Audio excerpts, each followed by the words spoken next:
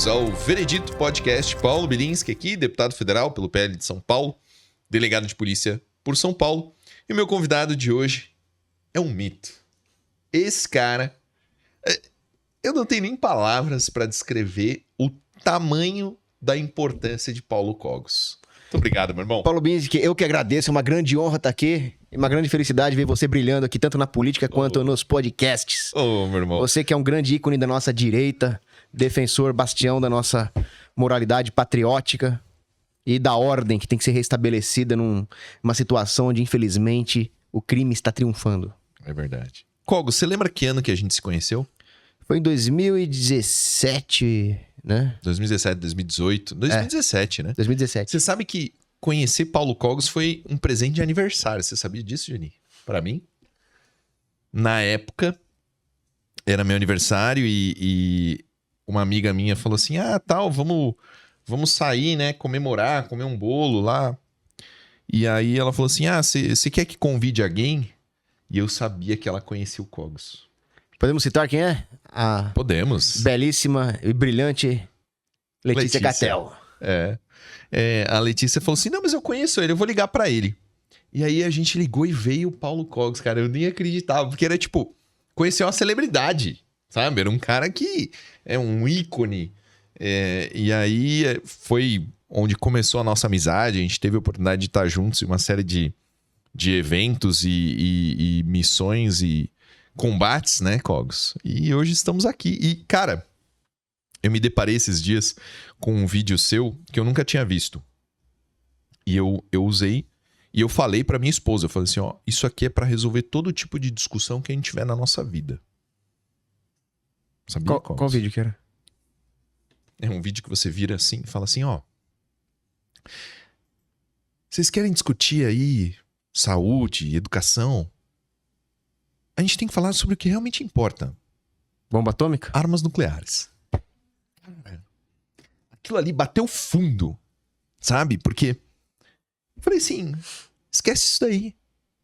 Armas nucleares. Resolve tudo. Resolve tudo. Mas Você nem precisa usar, essa que é a beleza da coisa. É só apontar. Apontar, exatamente. todo mundo fica piano. Então, esse é um dos pontos. Eu tô na comissão de Relações Internacionais e Defesa Nacional, a CREDEM. E nessa comissão, eu já pedi a relatoria de todos os projetos que têm alguma coisa a ver com coisas nucleares. Porque a gente tem que deixar a nossa posição, né, Cogos? Você é a favor da construção da bomba atômica brasileira? Sem sombra de dúvidas. E digo isso como anarcocapitalista que sou. Porque essa guerra entre a tirania e a liberdade, ela é vetorial. Ou nós avançamos no sentido da liberdade, da subsidiariedade, de dar cada vez mais poder para as famílias, para o local, para o indivíduo. Ou nós avançamos na outra direção, que é a direção da extinção da identidade nacional e do Estado mundial que é tão pernicioso. Onde é que nós vamos balizar um ponto onde nós não vamos mais nos render aos globalistas e vamos restabelecer a nossa identidade nacional e desse ponto em diante restabelecer as identidades locais e a autonomia das empresas, famílias, etc. Com a bomba atômica. A bomba atômica ela permite que nações menores ou nações que não estejam coligadas a grandes blocos mantenham a sua soberania. É como um indivíduo armado. Um indivíduo armado ele pode ser mais fraquinho fisicamente, ele pode estar em inferioridade numérica. Se ele tem uma arma de fogo, ele consegue se defender. No nível geopolítico, essa arma de fogo é a bomba atômica. Então, o que vai impedir que os grandes blocos malignos, né, ONU, etc., tomem conta do mundo inteiro e violem a soberania dos países? Bomba atômica, não tem outra coisa. Ainda existe soberania, Cogos? Está cada vez mais raro, cada vez mais dissipado e relativizado, né? Você vê, por exemplo, a Polônia. A Polônia teve a sua política de imigração. A Polônia é um bastião de escudo liberdade, de Deus. Né? Escudo de Deus. Você viu? É verdade aquela história que como é que a Polônia escolheu, disse que Nosso Senhor Jesus Cristo era o imperador da Polônia? Ele é o rei da Polônia. Cara, isso é fantástico. Isso é maravilhoso. É fantástico. E é como tem que ser. Ele tem que ser Jesus tem que ser o rei de todas as nações. E nós somos, cada um de nós somos senhores feudais, né? Governadores, capitães das nossas casas, das nossas empresas, todas elas subordinadas ao rei que é Jesus, né? Agora, a Polônia já passou na mão de nazista, já passou na mão de comunista. Eles sentiram na pele o que é um governo totalitário estrangeiro. E com muita razão, eles querem defender a sua fronteira. Eles querem manter o direito de ter um lugar para os poloneses, que é a Polônia. E aí a agência de imigração europeia lá, o Frontex, queria violar a soberania da Polônia, falando, não, a política de imigração de vocês tem que ser imposta por Bruxelas, não por Varsóvia. Aí, bom, então, cadê a soberania aqui? Pra que tem Polônia, então? Então acaba com tudo, né? Vira uma sopa de... né? E o Guga Chakra, sujeito que falou uma coisa lamentável, dentre tantas coisas lamentáveis que ele já disse, tem um movimento da Polônia ali, que é patriota, e ele chamou os patriotas poloneses de nazistas, sendo que esses patriotas poloneses lutaram contra nazistas. Contra! E aí Perderam, mas lutaram. Lutaram com muita força. Perderam rápido, mas... Uma resistência tenaz. Lutaram. Tinha 40 nazistas pra cada polonês, eles resistiram, pô. E aí a embaixadora da Polônia falou, o que você tá falando é um assinte. Botou o Guga Chakra no seu devido lugar. Agora vamos lá, vamos voltar para essa questão da soberania. Veja, hoje, junto com a internet, junto com o comércio, junto com a tecnologia, vem o enfraquecimento das nações. Ou é possível, você ainda enxerga que pode existir uma nação forte vivendo dentro de uma economia global? Eu diria que a tecnologia e o comércio, nesse caso, eles são mais moralmente neutros, depende do que você faz com eles. E eles podem ser úteis para a soberania, porque uma vez que o livre comércio e a internet têm o potencial de enriquecer países, enriquecer empresas, as nações do mundo podem enriquecer juntas e manter a sua identidade. Pensa numa família. Quanto mais uma família faz comércio com outras e enriquece, mais ela tem recursos materiais para manter a sua identidade, sua cultura, sua proteção física. O que não pode acontecer é esses oligopólios que atropelam a livre concorrência e usam os recursos materiais para impor o seu poder corporativo contra as pequenas empresas. Aí a soberania nacional vai junto. Eu vou dar um exemplo. O Vitor Hugo, ele achava que os aviões iam acabar com a soberania nacional porque eles voam por cima das fronteiras. Mas o avião, quando bem usado, ele é uma arma poderosa de defesa das fronteiras. Mas ele tem que pousar. Tem mais essa. Né? E o avião é uma forma de defender a soberania. Sim. Então depende do que você faz com a tecnologia, né? Quem fez mais pela soberania brasileira? Dr. Enéas ou Jair Messias Bolsonaro? Olha só, no tocante à questão da soberania, tá ok? Infelizmente, o Dr. Enéas não teve a oportunidade de fazer alguma coisa prática, porque o máximo que ele chegou foi a deputado federal. E quando se trata de defesa nacional, é um tema que vai muito pro executivo, né? Para outras esferas, né? O Bolsonaro teve a chance e ele fez coisas boas nesse sentido. O Bolsonaro, no momento em que estava uma propaganda enorme de abandonar qualquer forma de prudência geopolítica e se alinhar à Ucrânia, o Bolsonaro, ele olhou para o cenário mundial e pensou no Brasil primeiro. Falou, não, nós temos que garantir o abastecimento de recursos estratégicos para o agro brasileiro, fertilizantes russos. E o Bolsonaro tomou a decisão correta. Ele não tomou partido de ninguém. Ele foi extremamente prudente e garantiu o nosso abastecimento. Esse episódio me doeu, cara, porque eu tenho familiares na Ucrânia e eu queria poder, queria que o Brasil se solidarizasse com a Ucrânia e enviasse tropas, e enviasse recursos e tal. Como que você enxerga isso?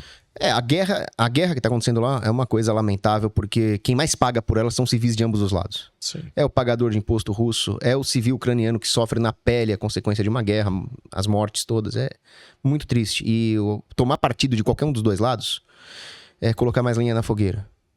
É uma insensibilidade com os civis de ambos os lados. O problema é que o Putin, ele não teve muitos escrúpulos na maneira como ele conduziu a guerra, porém ele foi provocado. Você acha que ele foi provocado? Acho. Por quê? Porque a OTAN começou a se expandir de uma forma extremamente provocativa, invasiva, imperialista, para perto da fronteira russa. Mas isso não é bom? A gente não tem que destruir os comunistas? Mas se você for olhar hoje o cenário, a Rússia foi bem menos totalitária com o próprio povo do que o Ocidente foi, por exemplo, em relação à ditadura sanitária. Tem mais liberdade de... É isso que eu gosto no Cogos, ele te dá um nó no cérebro. Liberdade de expressão, tem mais liberdade de expressão hoje. Os comunistas foram menos totalitários do que os democratas. A longo prazo, a democracia, a social-democracia ocidental, ela vai mais fundo na destruição dos valores, ela é mais revolucionária do que o comunismo, porque o comunismo, ele maltrata o corpo, né? A social-democracia maltrata a alma do cidadão. Não, o comunismo maltrata a alma porque o comunismo impede a religião. Não Impede... existe catolicismo. Então, o comunismo impede religião na porrada. Sim, A social-democracia, ela faz as pessoas perderem valores religiosos. entendi. É muito grave. E no final das contas, duas coisas se juntam, né? Você vê, por exemplo, a Nicarágua, o Ortega tá perseguindo a religião na porrada. E aí? E o Lula... Já tá na amiguinho hora da dele, gente conduzir uma cruzada? Já passou da hora, né? Sabe aquele reloginho lá? Que o cruzado fala, olha a hora, né? Olha a hora! Cruzada, cruzada, cruzada, cruzada. É aquilo, não pode parar nunca. A guerra não para. E já passou da hora. Você vê, o que tá acontecendo na Nicarágua é um alerta pra nós aqui no Brasil. Porque tem um bispo lá, chamado Bispo Álvares, que ele está preso por quê? Ele pegou em armas contra o governo? Não, ele falou que o Ortega estava violando os direitos humanos. Só isso. Mais nada. Olha, o Ortega está violando os direitos humanos. O Ortega foi lá e botou ele em prisão domiciliar. Olha só.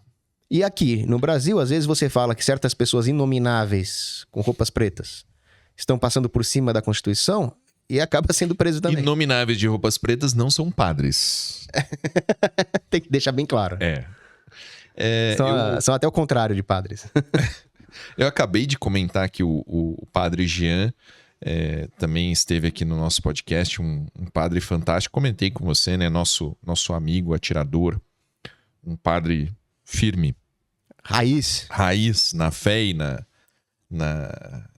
luta. Não, é muito saudável um padre atirador. Porque certeza. nós temos que destruir aquele mito de que o cristão é bunda mole, o cristão é pacifista. Isso é mentira. Não, nunca foi. Pois é, eles querem propagar esse mito pra quê? Pra nos enfraquecer.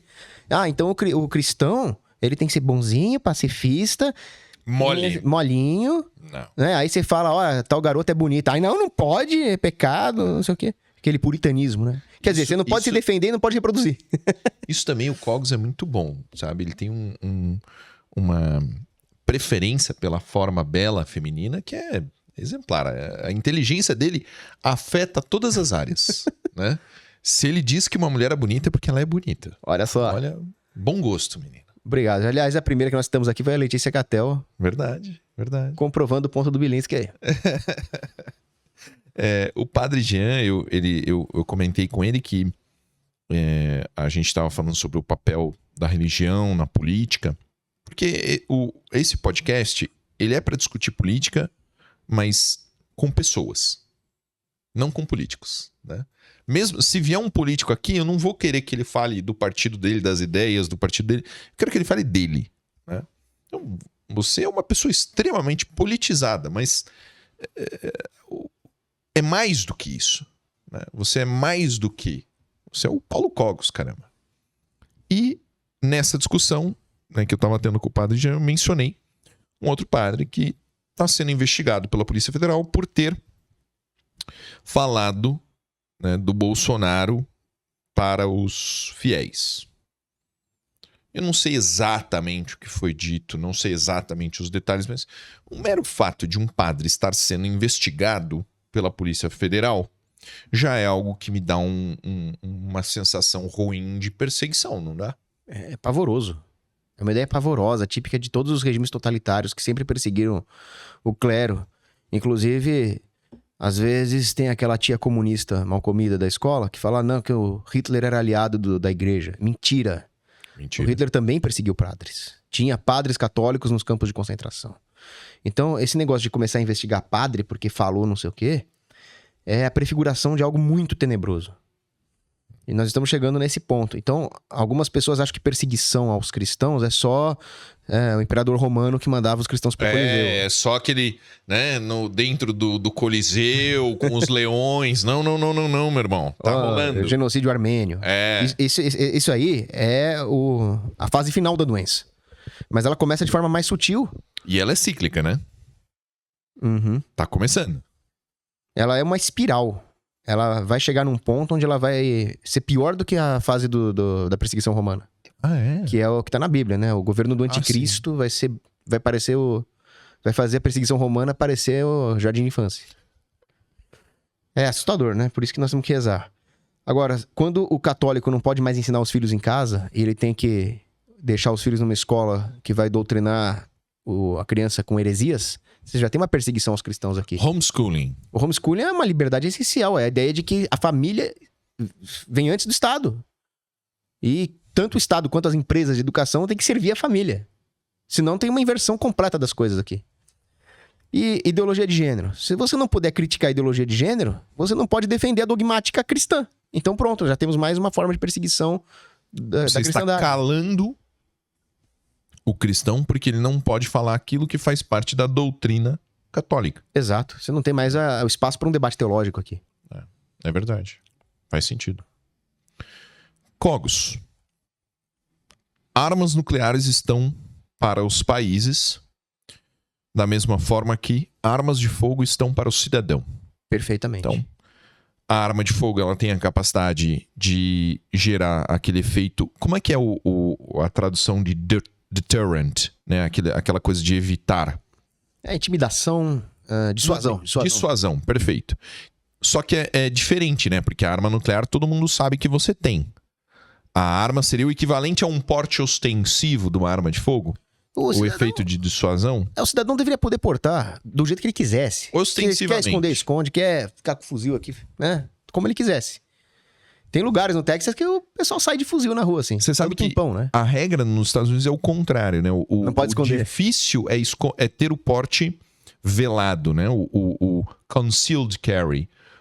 Você tem duas formas de portar uma arma. Ostensivamente, visivelmente e escondido. Então, o open carry é a regra. É permitido. Você não precisa de nenhuma licença especial. Agora, o concealed carry, que é você portar a arma velada, fora dos olhos, aí sim você precisa de uma licença especial. Então, o portar uma arma de fogo de forma ostensiva teria o efeito de dissuasão da mesma forma que um país possuir uma arma nuclear. É que os países também escondem suas armas nucleares, né? Ah, é? Eu imagino que Israel não fale o número de ogivas que ela tem. Israel tem armas nucleares? Tem. Você tem certeza? Absoluta. Só que eu não tenho a menor ideia de quantas. Inclusive, teve um cara chamado Vanuno. Mas isso é uma informação... É aquela coisa que não é confirmada, mas todo mundo sabe. Então tem um cara chamado Vanuno que ele deu com a língua nos dentes ali. Ele era um engenheiro nuclear que revelou informações secretas e acabou sendo preso, né? Então, certamente Israel tem. Certamente. E outra, né? Você pega, por exemplo, submarinos nucleares, que levam as ogivas navais americanas ou russas. Todo mundo sabe que eles existem, mas ninguém sabe onde eles estão. Uhum. Eles são veículos silenciosos que estão em algum lugar do oceano e ninguém sabe, ninguém vai saber também. Então é uma forma de concealed carry de armas nucleares. É verdade. Então o negócio é combinar as estratégias, né? Às vezes o cidadão quer esconder, às vezes o cidadão quer mostrar, depende da situação tática, né? Você entende isso muito melhor que eu. O que tinha que ter é liberdade. Exatamente. Por que o Estado restringe o porte de arma do cidadão? Porque nesse momento, ele é inimigo do cidadão. Se alguém entra aqui e começa a atirar em nós vamos pegar essa mesa, virar, certo? E eu e você vamos trocar, certo? Certo. Você nunca tiraria minha arma pela minha segurança. Não. Porque eu tô te defendendo e você tá me defendendo. Porque nós somos aliados na mesma trincheira. Então, qual é a ideia? A ideia é o Estado tem as forças profissionais permanentes e o cidadão é o citizen in arms, né? O miliciano, o minuteman. Um é aliado do outro, deveria ser. Se um desarma o outro, eles não são mais aliados por definição. Eles estão de lados opostos. Quem quer te desarmar é teu inimigo, não tem segredo. E o Estado quer desarmar o cidadão porque ele tem más intenções em relação ao cidadão. Ele quer tirar direitos inalienáveis do cidadão. Propriedade privada, liberdade de expressão, alguma coisa ele quer te tirar. Geralmente é propriedade privada. E até que ponto é lícito que o cidadão lute pelo seu direito de possuir uma arma? Até as últimas consequências, eu diria. Porque eu nem gosto do John Stuart Mill, né? Mas ele falava, a guerra é uma coisa horrível, feia, tenebrosa, só que tem coisa pior, que é a escravidão.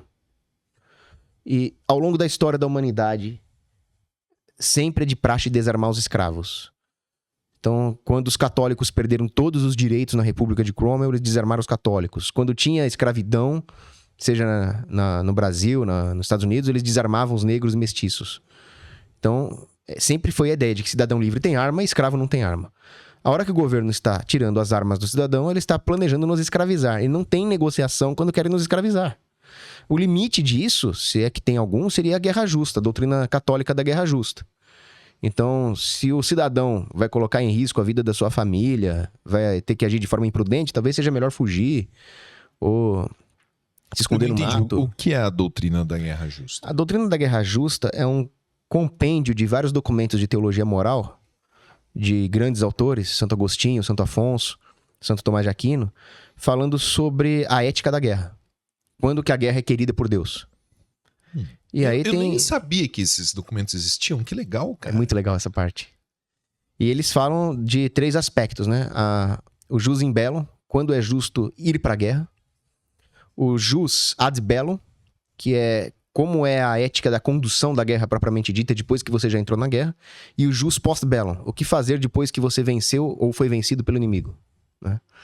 E aí existem vários debates teológicos sobre isso, e praticamente todos os autores concordam que a decisão de entrar numa guerra tem que ser pautada pela prudência. Então, se chegar um assaltante pesadamente armado, eu tô com minha família, ele fala, passa a carteira, a vida da minha família vale muito mais que a carteira, eu dou a carteira pra ele. Agora ele fala, bom, vou estuprar tua mulher na frente da tua filha, e eu vou escolher trocar tiro com ele mesmo que eu tome um tiro também. Porque aí já é uma questão de honra, de dignidade. Então são coisas a serem pesadas na decisão de empreender uma guerra, né? Quando é válido ao cidadão resistir ao Estado de forma violenta? Aí, quando Jesus nos mostra aquela coisa, dai a César o que é de César, ele não está falando que imposto é justo. Ele está falando que em algumas situações é melhor pagar o imposto do que dar uma desculpa para o Estado esmagar a sua tribo. Agora, se o Estado vai escravizar a sua tribo, desarmar, aí não tem. A hora que o cidadão está desarmado, não tem limite para o que o Estado pode fazer. Ele define o limite.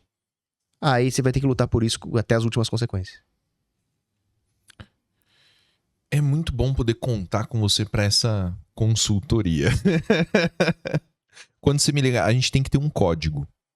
Você vai me ligar e você vai falar uma palavra-chave, que aí eu já vou entender. Cara, chegamos no momento definitivo. Só não podemos falar a palavra-chave aqui, obviamente. É secreto, a gente vai combinar depois do podcast.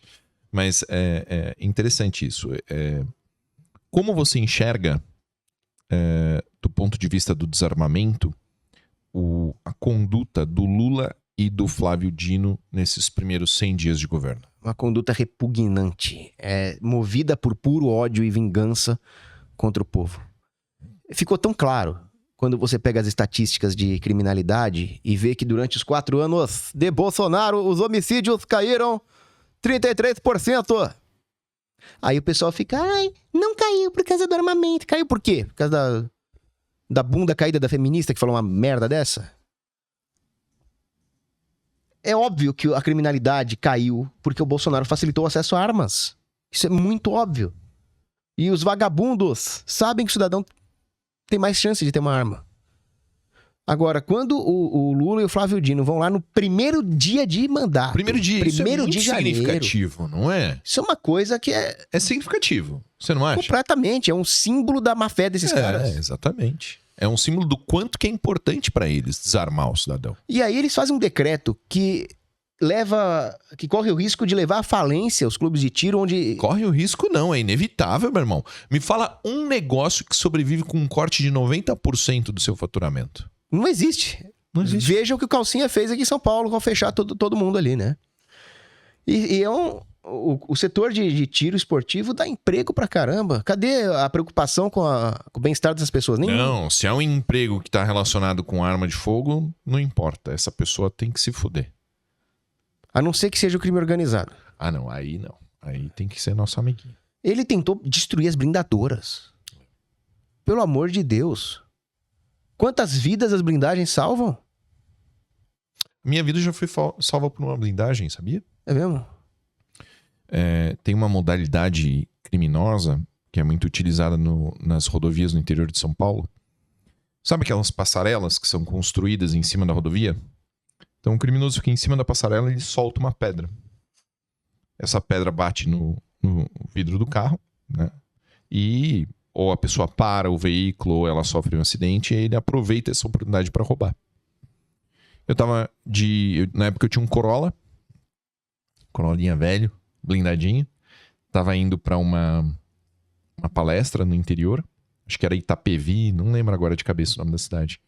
E caiu, né, a pedra da passarela. Fez uma lascada no vidro. Mas eu não parei, né? Tava esperto. Na verdade era blindada, então assim, né? Deu uma lascada no vidro e eu segui viagem. Mas ali eu falei, todo o meu investimento em blindado valeu a pena. Naquela hora. Já teve uma juíza que morreu dessa forma. Caiu o vidro, atravessou, ela bateu o carro, capotou e morreu. Então, valeu. Tinha que ter pena de morte pro cara que faz uma... Qual a sua opinião sobre pena de morte, Cogos? Devia ter, assim, extensivo. Como assim extensivo? Não, porque tem cara, não, pena de morte é só pra terceira vez que o cara praticar um crime hediondo. Bom, então você já acabou de condenar 2 pessoas vítimas de um crime hediondo, né? Tinha que ter pena de morte pra roubo.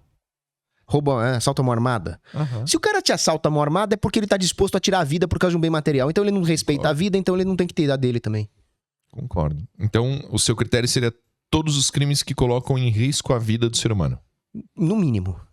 Tá. Por exemplo, pra mim, condenava a morte estuprador também. Mesmo que não tenha colocado a vítima em risco. Aí, porque uma questão moral, né? é uma questão moral, Mas eu acho um aviltamento tão grande da dignidade humana, você violar a intimidade sexual da mulher, que, não tem conversa. Mas se a gente tivesse mais pais machos, eu acho que nós teríamos menos estupradores. Em que sentido? Pais que vão lá e matam um estuprador. Ah, seria lindo. Seria Não lindo. Pô, eu vi um caso nos Estados Unidos, uma avó que fez isso. Ela matou os 2 estupradores da neta dela. Excelente. Aí a população da cidadezinha cercou a casa da velhinha e não deixou ela ser presa. Foi lindo demais. Foi lindo demais. Emocionante. É. Emocionante. Ela chegou lá, parecia que ela ia pedir uma ajuda médica, né? Você tem um... Aí o cara abriu a porta, de 12. Né? Excelente. Copeta. Parabéns. Então você é a favor da pena de morte, mas ao mesmo tempo você é a favor da legalização das drogas. Sou. Me explica esse raciocínio, Cogs.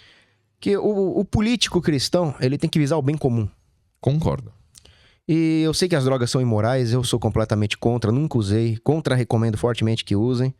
O problema é que se as drogas fazem mal, a guerra contra as drogas fazem mais mal ainda e elas atentam contra o bem comum. Porque, infelizmente, existe demanda por droga. E essa demanda por droga tem várias causas, a destruição dos valores familiares, a perda da fé, enfim. São problemas sociais, espirituais, muito profundos que devem ser resolvidos pelas famílias, pelos professores, pelos padres. Mas quando o Estado tenta criar uma utopia sem pecados, ele acaba criando coisa pior. Santo Agostinho falava isso. Nem todo pecado deve ser proibido. Ele até se referia à prostituição. Prostituição é um pecado grave, onde se objetifica a mulher, e a mulher vende a sua intimidade, mas se ela fosse proibida, todo o esgoto da perversão sexual ia se acumular na sociedade. Deixa aquele... Cara, isso é uma fala complexa, hein? Isso é bem profundo. Então deixa esse esgoto da perversidão sexual extravasar nos bordéis. Não proíba. Eu não sou a favor de liberar droga geral, de consumir na rua, de virar bagunça. Mas o viciado, ele tem que ter um lugar onde ele extravase, né? E depois ele tem que poder sair de lá e procurar ajuda na sociedade.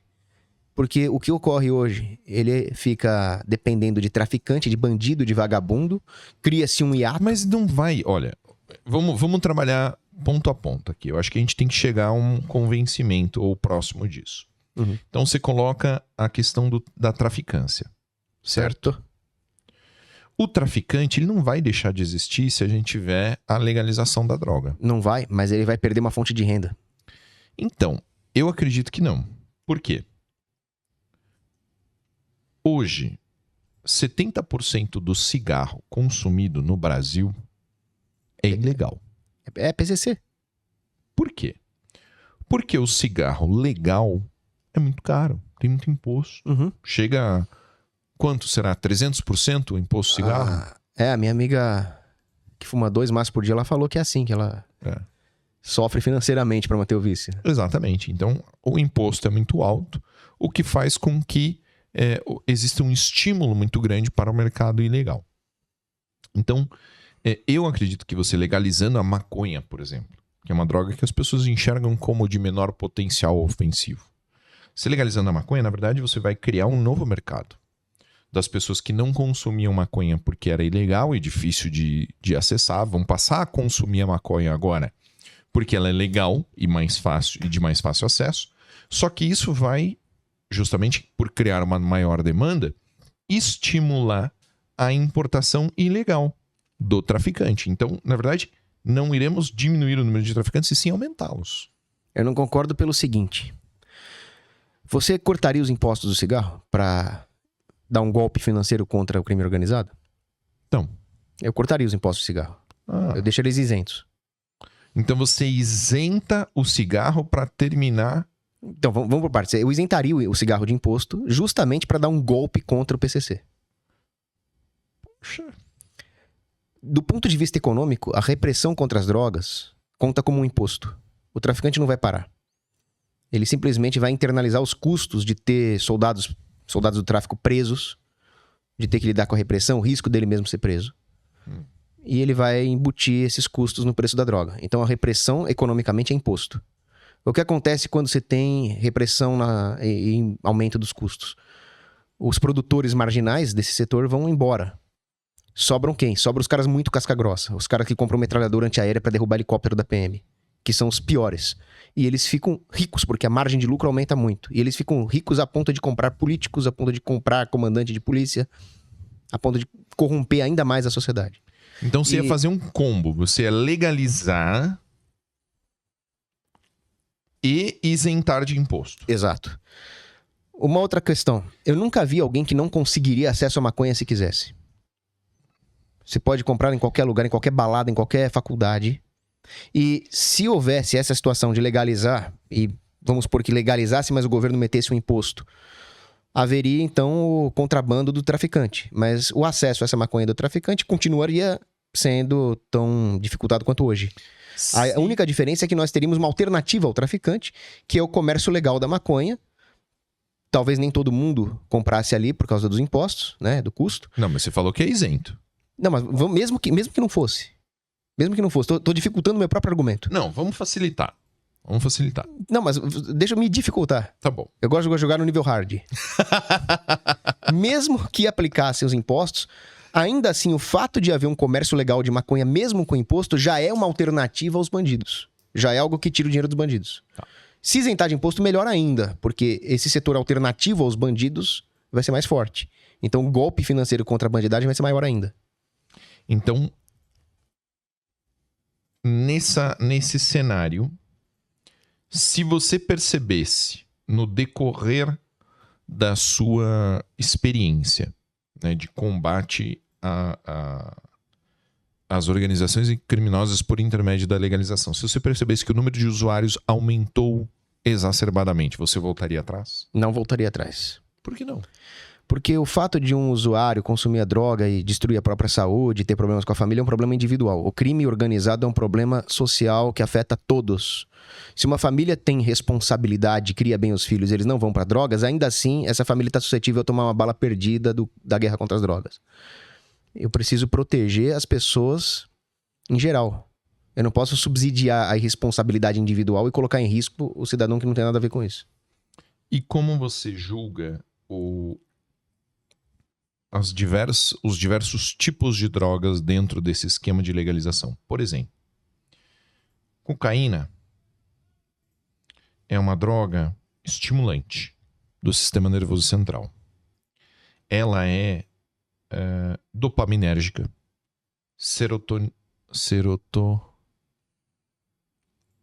eu esqueci a forma da palavra. Da mesma forma que dopamina está para dopaminérgico, é serotonina, Toninérgico? Serotoninérgico?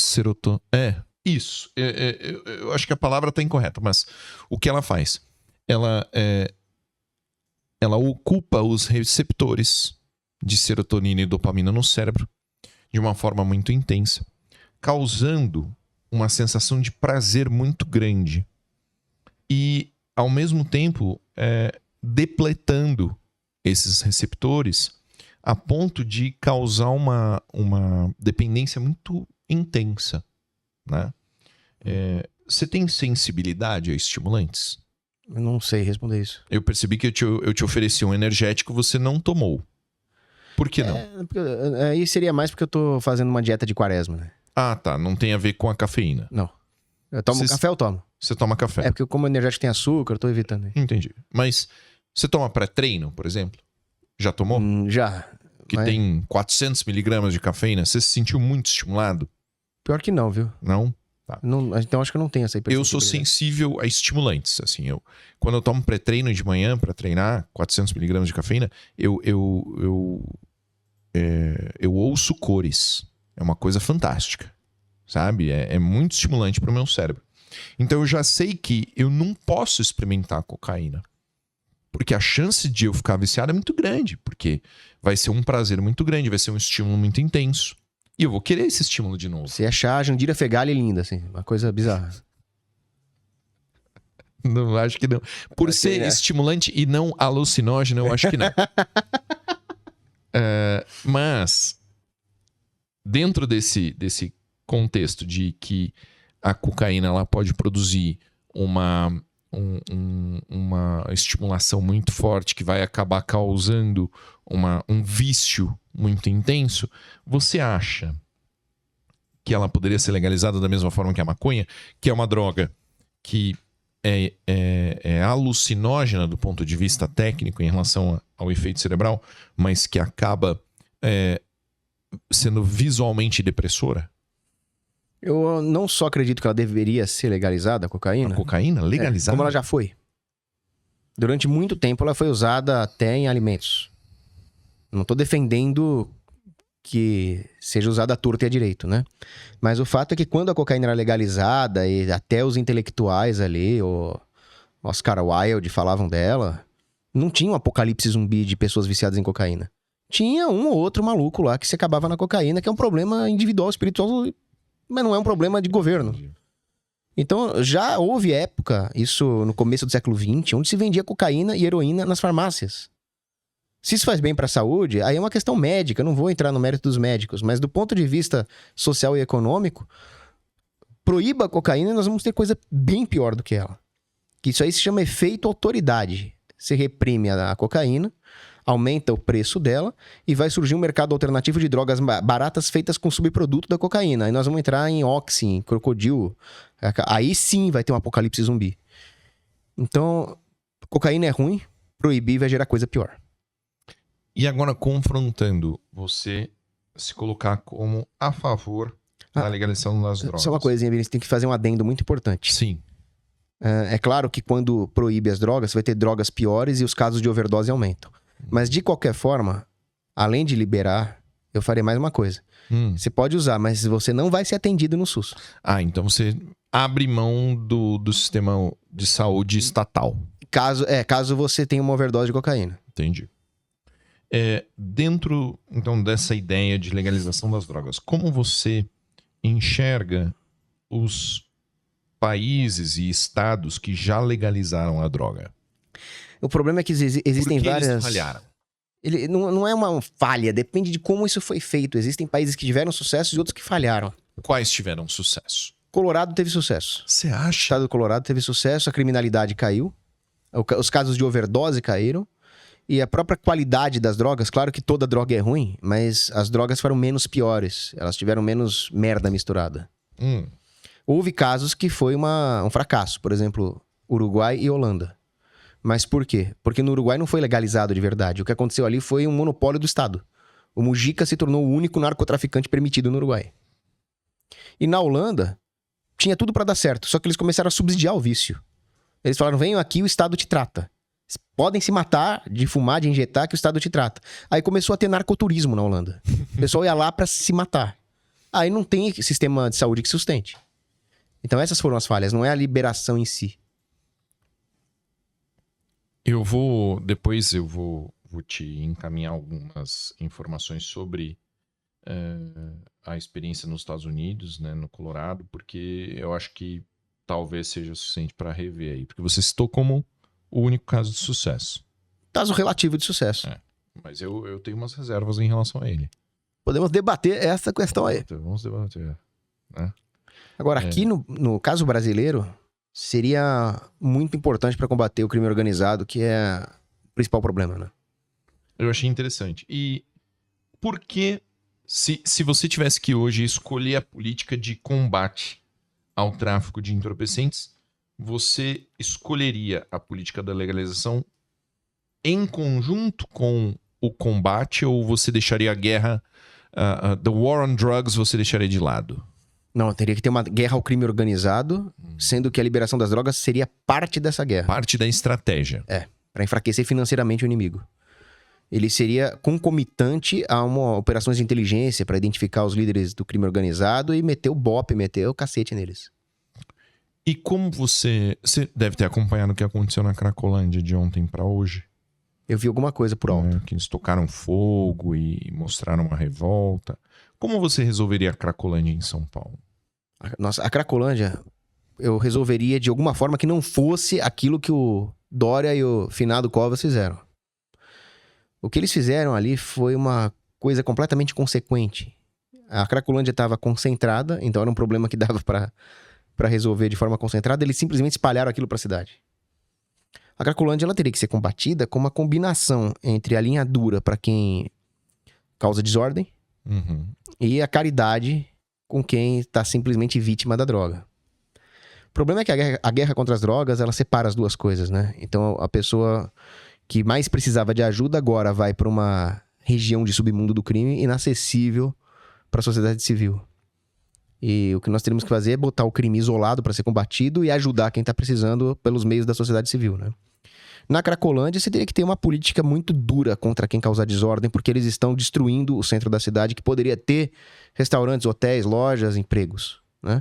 E ao mesmo tempo... Normalmente o centro da cidade é um lugar bonito, bem frequentado. Na Europa são centros outros turísticos. Países, né? Na Europa, todo centro de cidade é um centro histórico turístico. É o contrário. Então, assim, por exemplo, na Europa você vê um centro histórico com monumentos, com restaurantes, com prédios públicos, e aí você vai se afastando e as coisas vão ficando mais rarefeitas até que não tem mais graça, né? Então, existe uma reunião no centro da cidade.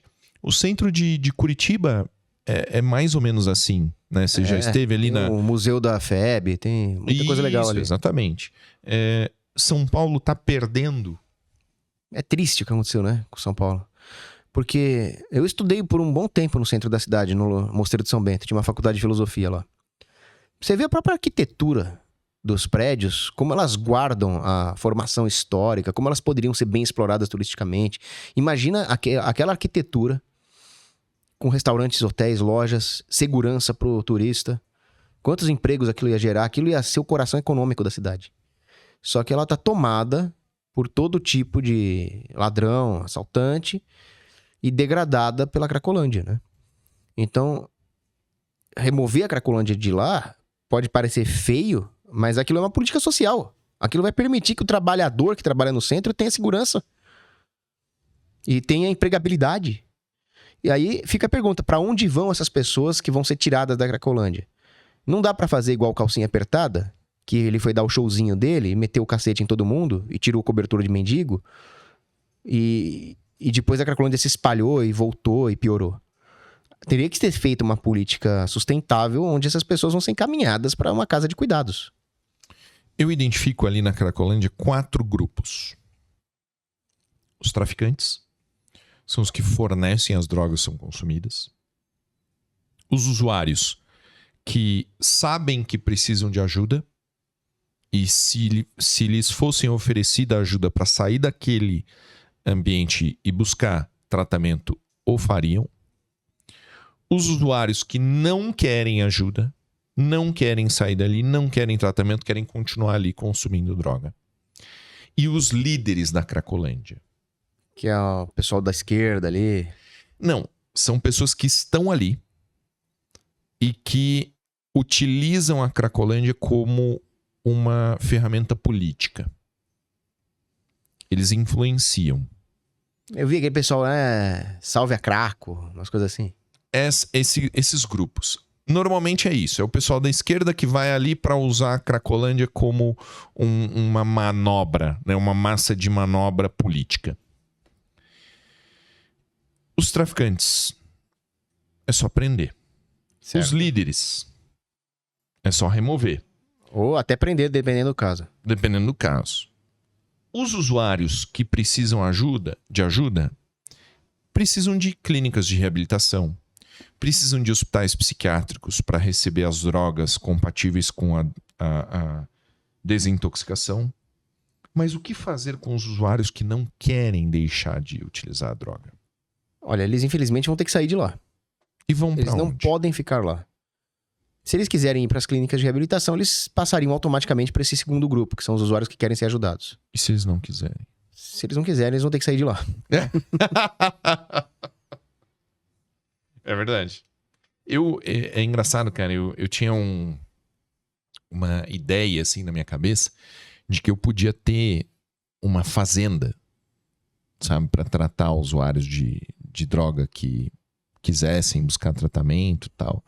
E que lá eles poderiam ter uma rotina muito estafante, né? Que ia fazer com que eles Trabalhar o chão trabalhassem mesmo. muito, isso. E eles iam, né, ter uma oportunidade de se desintoxicar e tal. E buscar religião e buscar salvação e tudo mais. Mas sempre que eu pesquisei sobre esses lugares, eu vi que eles não tinham sucesso, cara. Que eram lugares muito difíceis de se administrar, que o usuário ele foge sempre. É complexo. A situação das drogas. Por isso que eu tenho tanto receio, né? Quando você fala de legalização. E eu penso assim, cara. Mas talvez funcionasse porque ele ia ter uma escadinha, né? Muita gente fala, maconha é a porta de entrada para outras drogas, mas ela pode acabar sendo a porta de saída também. Ele não vai passar do crack pro zero. Ele talvez passe do crack pra cocaína, pra maconha pro zero. Talvez falte essa escadinha pra ele subir. Eu não sei. Esse é um problema muito sério. Mas eu concordo com você, não pode permanecer daquela forma. Não pode. Né? E falando de análise das questões, como você analisa os primeiros 100 dias do governo Lula? Que tragédia, cara. O que a gente fez pra Deus? Pior do que você imaginava? Pior. Em que pontos? Porque eu achei que ele ia dar aquela enganada no mercado que ele deu na primeira vez que ele foi eleito. Mas acho que ele não fez nem questão dessa vez. Hoje ele já veio pra destruir o que sobrou do Brasil mesmo. Então, o que nós estamos vendo de empresas fechando as portas, mandando gente embora, até o Uber querendo sair do Brasil porque não dá mais. Como é que vão ficar essas pessoas que trabalhavam nessas empresas? Como é que vai ser a situação social do país? Pelo menos o pobre vai poder comprar uma roupinha barata? Não, porque ele foi lá e taxou a lojinha, a Shine. Eu achei ótimo, sabia? É engraçado você chegar pro petista e falar faz o L agora. É engraçado pra caramba, mas é triste ao mesmo tempo. Não, eu acho bom porque não pode doer só em quem já sabia que era uma péssima opção. Eu acho que tem que doer no bolso e no coração de quem achou que era uma boa ideia. Mas é que preço, né? Não, que é engraçado chegar a fazer o L, faz o L agora, petista, filha da... Eu já fiz várias vezes isso. Teve um maluco lá, no meu clube, petista, sem vergonha. Aí ele, nossa, como o Brasil tá polarizado.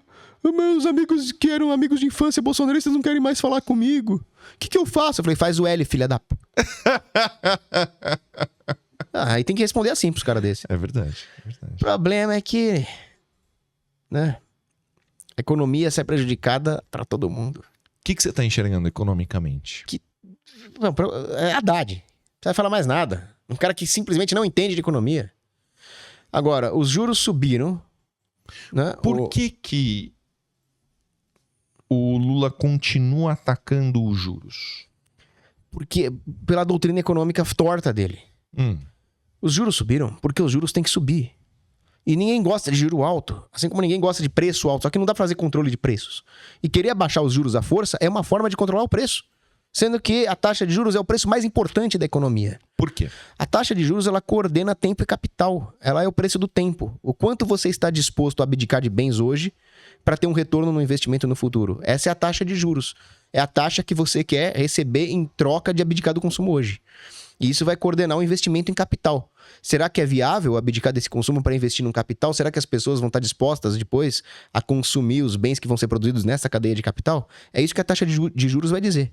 Quais são os investimentos viáveis e quais não são. E por que os juros estão aumentando? Os juros estão aumentando porque não tinha mais poupança na economia. Gastamos tudo. Não tinha mais poupança. E aí vão falar, a culpa é do Bolsonaro. Não!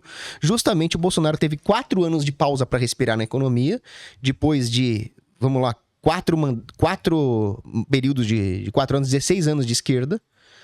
Pode colocar o Fernando Henrique, que também era esquerda, então você já pode colocar aí 24 anos de esquerda ou mais. E capital fixo, indústria pesada, que é o que produz o metal disso aqui, que é o que produz o capital mesmo, ele demora, em média, 6, 7 anos para maturar. Então não se resolve no mandato de 4 anos. E o Brasil estava começando a recuperar a sua estrutura de capital, estava começando a destinar o fluxo de poupança para investimentos viáveis quando houve essa tragédia e o Bolsonaro saiu. Então nós não tínhamos capital poupado, nós tínhamos um capital que estava se formando. Agora, com o mercado desanimado, os investidores sendo escorraçados do país, as empresas fechando, ninguém vai pegar esse fluxo de poupança e fazer investimento no Brasil. Eles vão levar embora, que é o que qualquer pessoa racional faria. E a perspectiva de não ter mais fluxo de investimento no Brasil vai sinalizar o que para o mercado? A única forma de ter investimento no Brasil é se tiver uma restauração da poupança. Como é que se incentiva a restauração da poupança? Com taxa de juros alta. Porque as pessoas vão ter incentivo para poupar, aí sim vai poder investir. Primeiro vem a poupança, depois vem o investimento e depois vem o consumo. Não pode inverter essa ordem. Então, pô, que merda. Vai subir os juros, É o único jeito de formar poupança para depois baixar a taxa de juros com o aumento da produção. Então, essa ideia de jirico da esquerda, de o Banco Central abaixa juros, vamos acabar com a independência do Banco Central. É coisa de idiota. É coisa de quem não entendeu o funcionamento da economia. Não adianta querer reduzir o preço das coisas na porrada. Você tem que ter aumento da produtividade. Por que a esquerda fica dizendo que a taxa de juros alta só... ela não beneficia o pobre, ela beneficia o investidor? Porque eles não têm condição de entender que a economia requer tempo. Não, claro, eu imagino que alguns líderes da esquerda sejam simplesmente mal intencionados. Isso pra mim é maldade. Agora, o problema é que realmente, quando você tem uma taxa de juros alta, o grande capital que é credor da dívida brasileira acaba se beneficiando, Só que é assim que eles funcionam. Eles fazem políticas de destruição da poupança, destruição do capital, para depois forçar uma situação onde a taxa de juros vai ter que subir. É sempre esse ciclo. Então, não é a taxa de juros alta, por si só, que beneficia o grande capital em detrimento do povo. São políticas que consomem o capital que fazem tudo isso acontecer. E qual é a política que consome o capital? É a expansão monetária, é o aumento do gasto do governo. Porque tudo isso é destruição de poupança. O teto de gastos gigantesco do Lula é destruição de poupança. Uma política monetária expansionista é destruição de poupança. E aí, eu me pergunto, como o governo vai fazer para baixar os juros? Ele vai inundar o mercado ele vai querer inundar o mercado de liquidez. E o que isso vai fazer? Destruir poupança. Inflação. Aí vai chegar uma hora que vai ter que subir os juros mais ainda. E isso não está prejudicando o grande capital, porque quando acontece essa inundação de liquidez no mercado, nós vamos ter uma taxa de juros falsa, uma taxa de juros que não reflete a verdadeira quantidade de capital na economia, mas que ela está disfarçada pela injeção de liquidez. Dá a impressão de que tem mais recursos poupados, mas é só uma moeda de papel.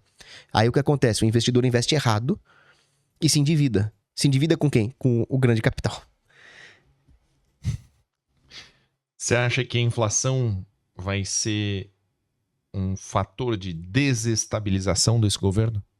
Então, quanto à desestabilização do governo, vai depender do que a direita vai fazer politicamente.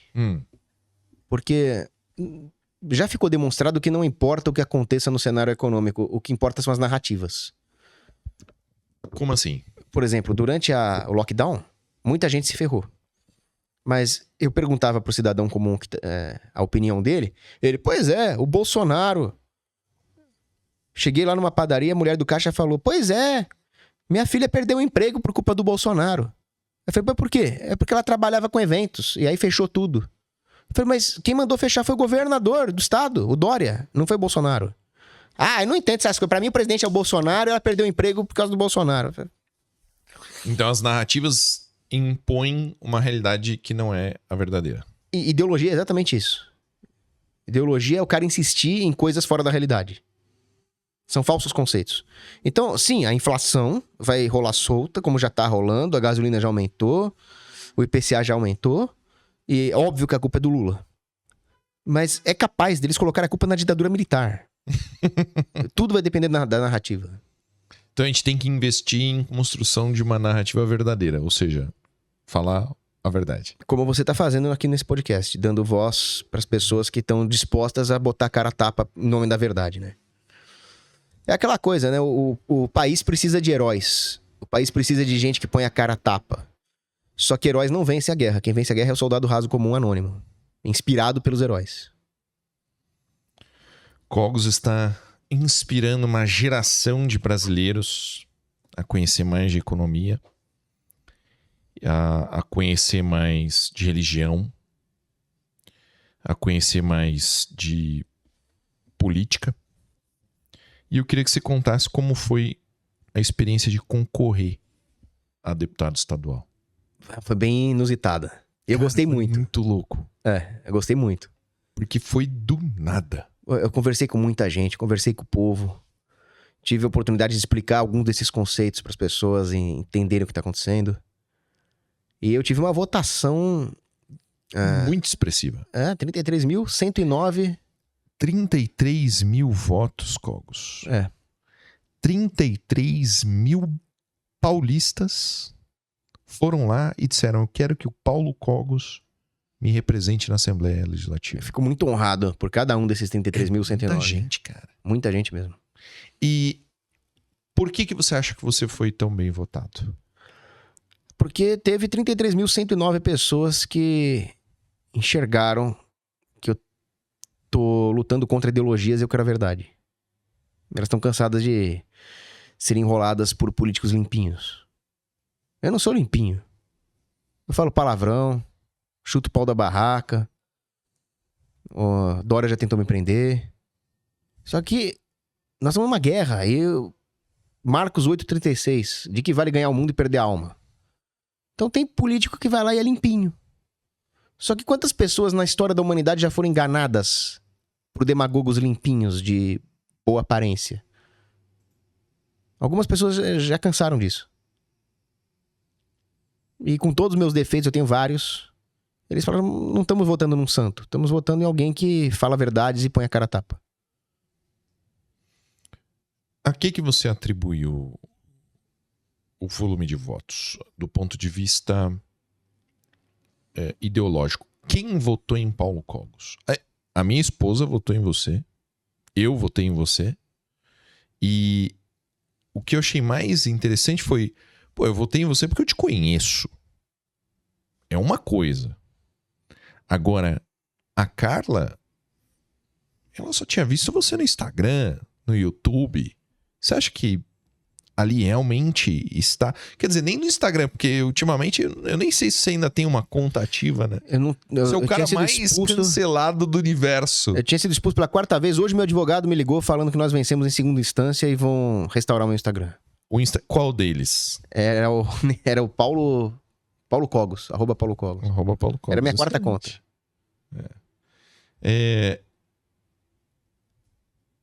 Será que se você tivesse sua rede social ainda, você teria tido mais votos, quem sabe? Teria, porque a campanha foi numa situação onde eu tava sem Twitter, sem Instagram e com o YouTube em Shadowban.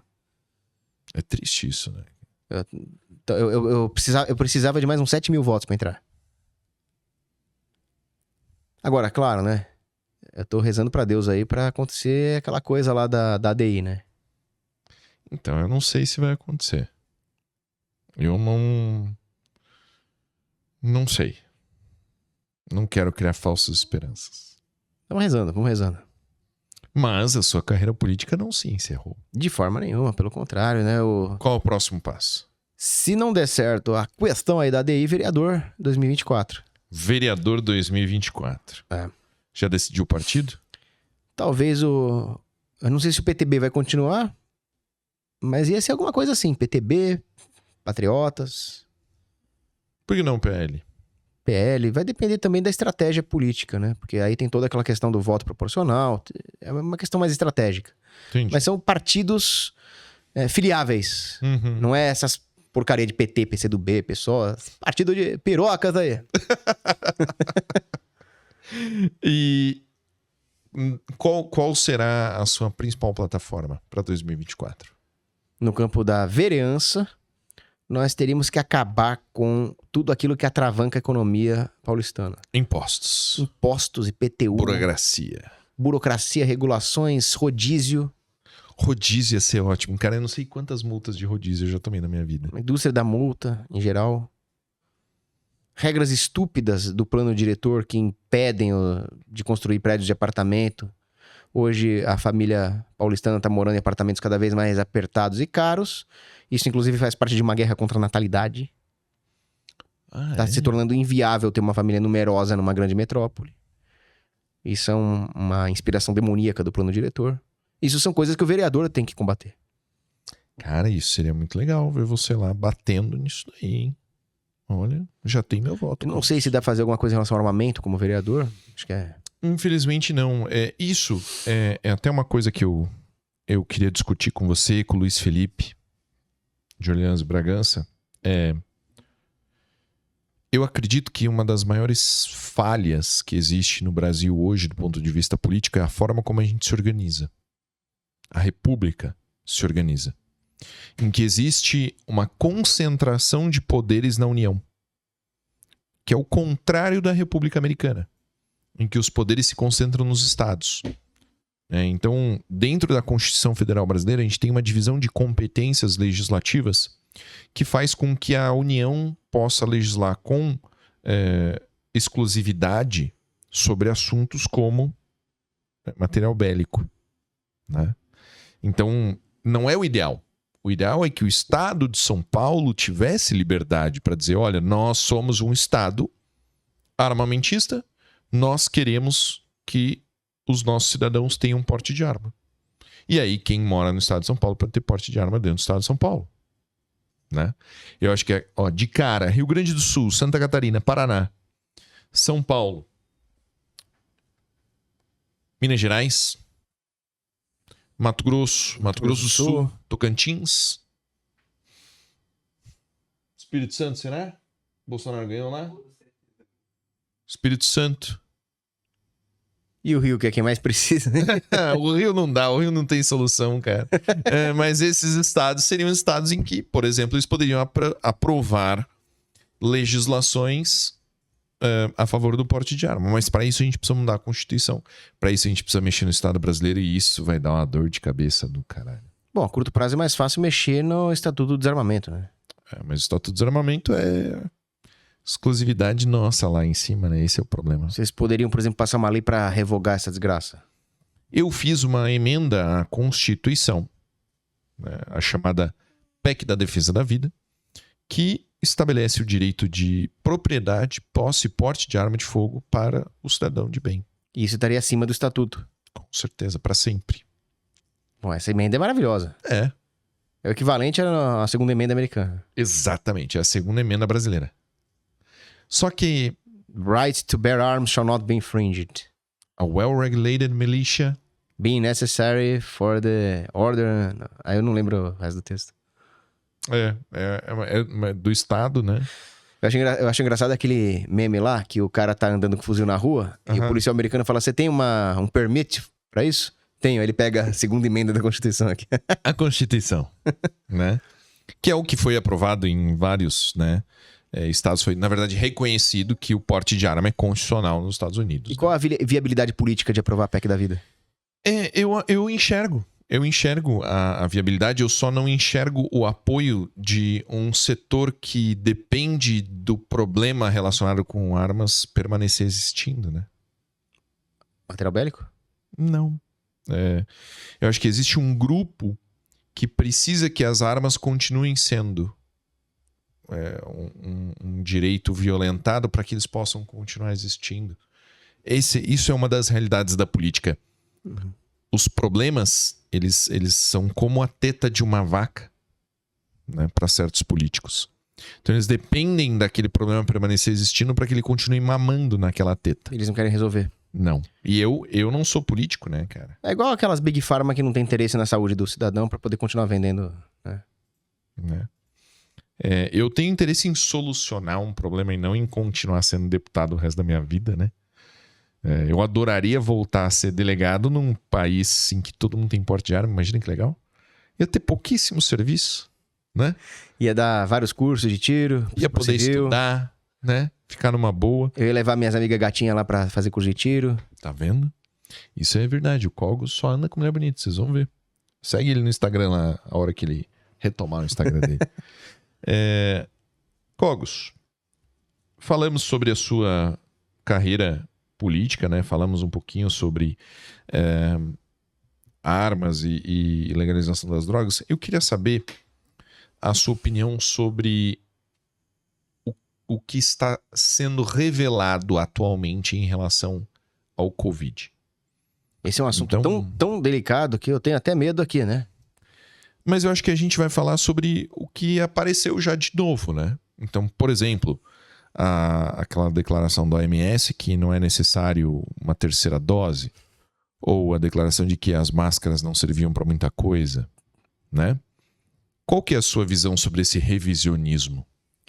Bom, é interessante que o objetivo de tudo o que eles fizeram durante a pandemia, no sentido de medidas públicas, foi no sentido de apagar da cabeça do cidadão a ideia da necessidade das suas relações espontâneas e naturais.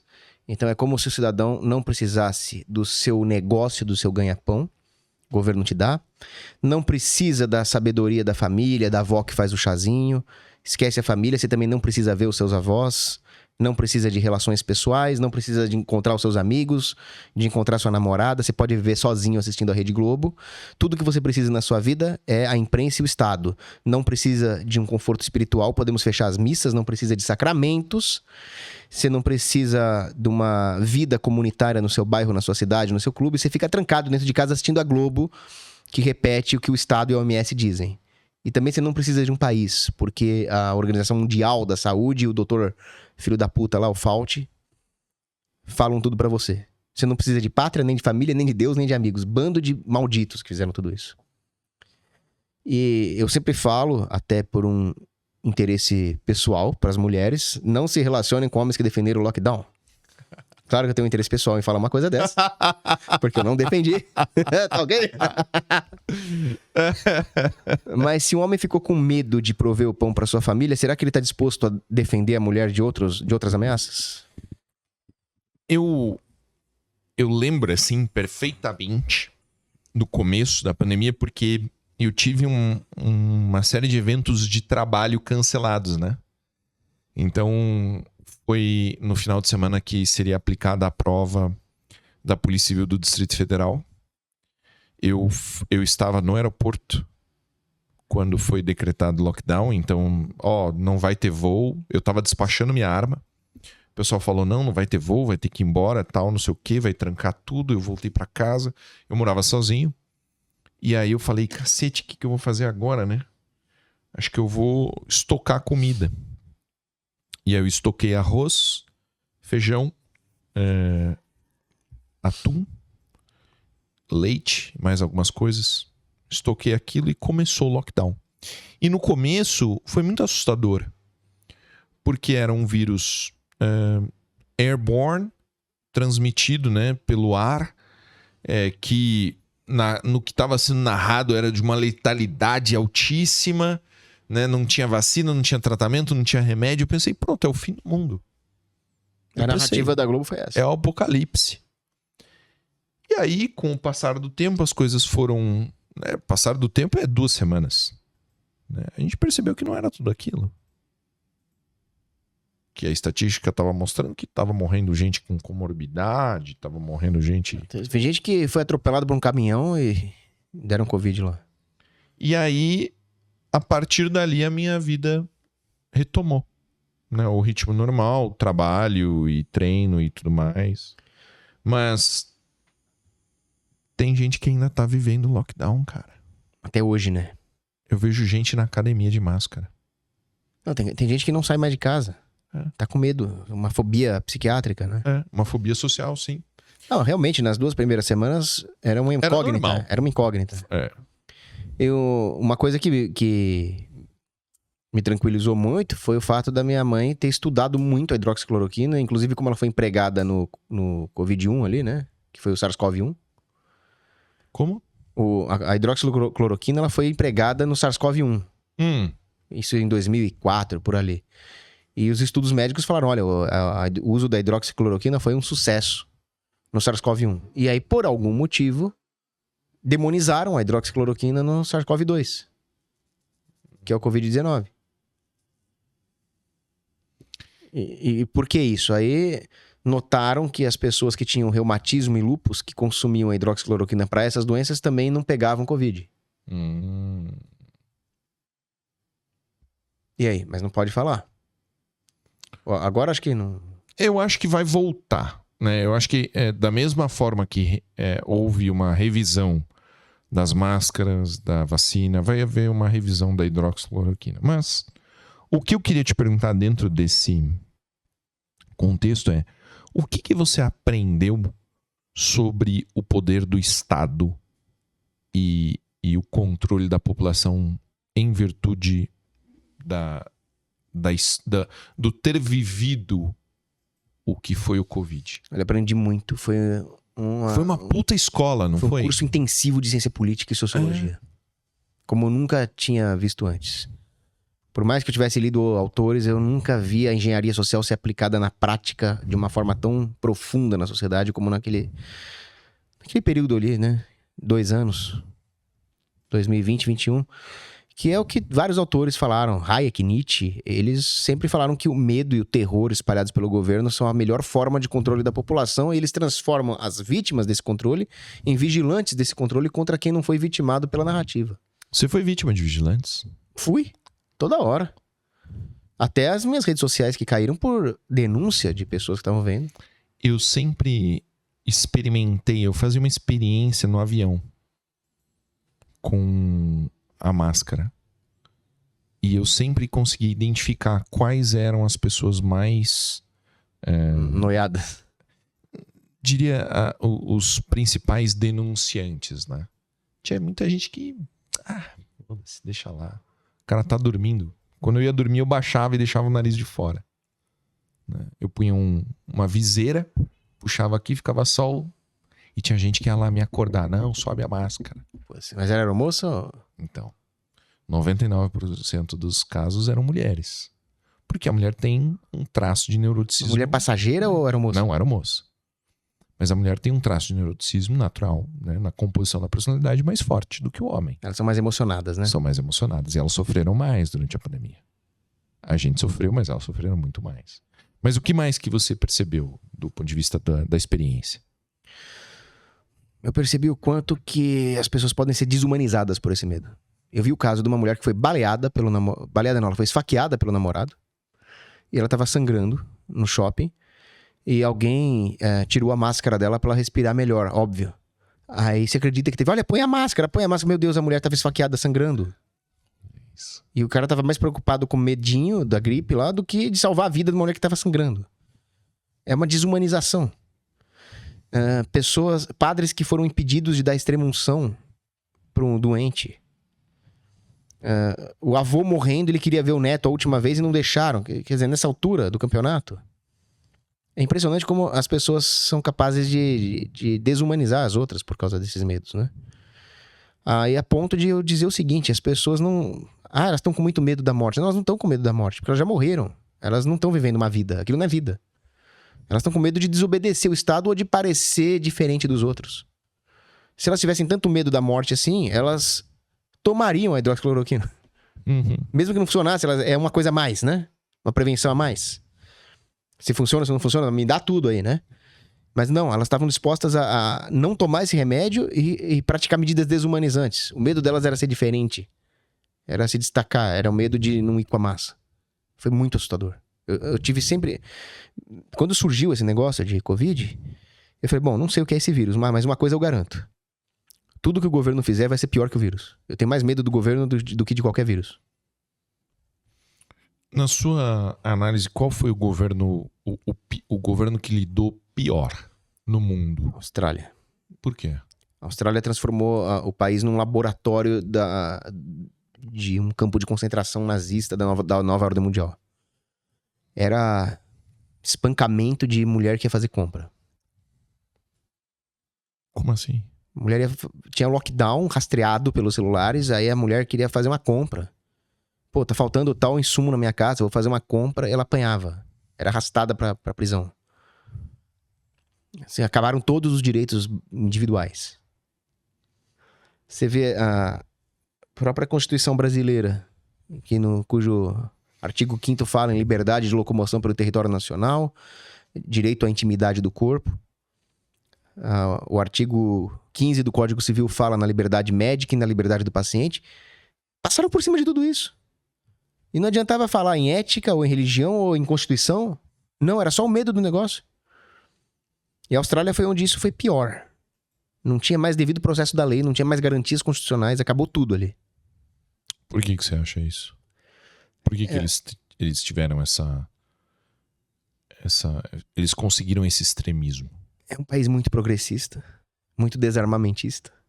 Cara, é muito desarmamentista mesmo. É terrível. A população ficou totalmente vulnerável ali, né? E como eles estão hoje?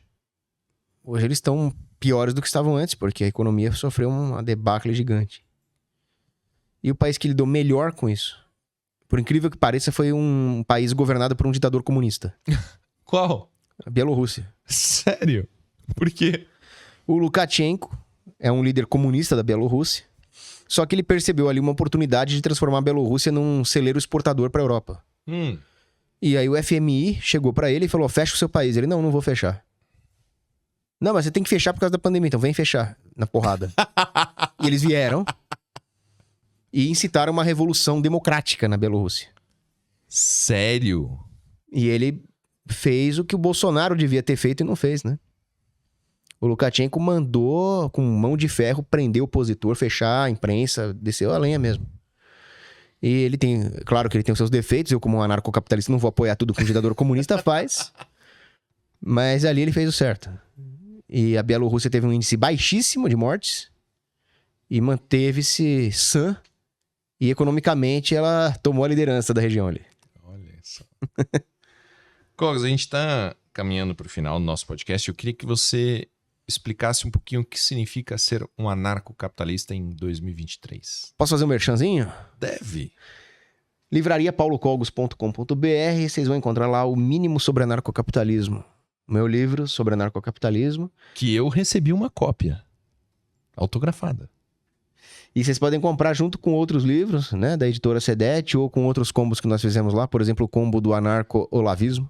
Olha! Tem livros de escola austríaca, de liberdade econômica e tem Olavo também. Aí o combo anarco-olavismo. Muito bom.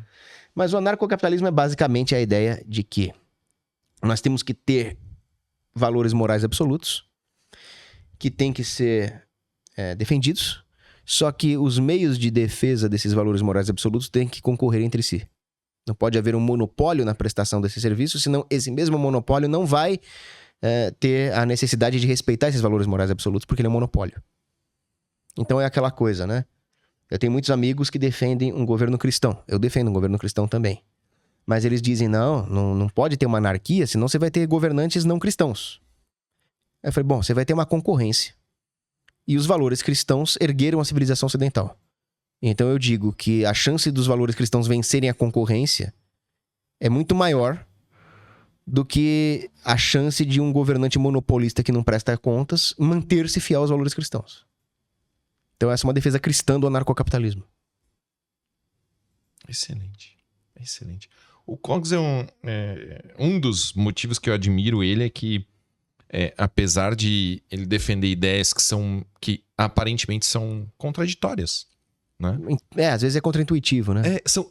São contraintuitivos. Então, apesar dele defender ideias que são visualmente contraintuitivas, ele explica de uma forma muito clara como elas coexistem, como elas habitam a sua mente. Nosso último tema é por que o cidadão tem que ter direito a comprar a arma que ele quiser. O seu vídeo mais assistido pelos meus seguidores é o famoso vídeo do canhão. né? Em que o Cogos, né, para quem não assistiu ainda, o Cogos cita, né, uma série de armamentos. Na verdade, o que ele está dizendo é que todo mundo deve ter acesso a tudo, principalmente se o Estado não quer que você tenha, né? Exato. Quanto mais quiserem tirar as tuas armas, quanto mais o pessoal falar pra você, você não tem necessidade de ter uma arma automática, mais significa que você tem sim. Porque se ninguém quiser tirar a tua arma, então você tá até numa situação confortável, mas se querem, tenha. Quando eu falei em livre concorrência, eu falei principalmente de livre concorrência no setor de segurança e defesa. Porque muitas vezes o pessoal pergunta pra mim, Cogos, no anarcocapitalismo, o que impediria que uma empresa privada de segurança se transformasse num Estado? A única coisa que impediria são armas. Porque não adianta falar, olha, a moral cristã... Claro que nós vamos ter que seguir a moral cristã para salvar nossas almas, mas o mundo tá cheio de pecado.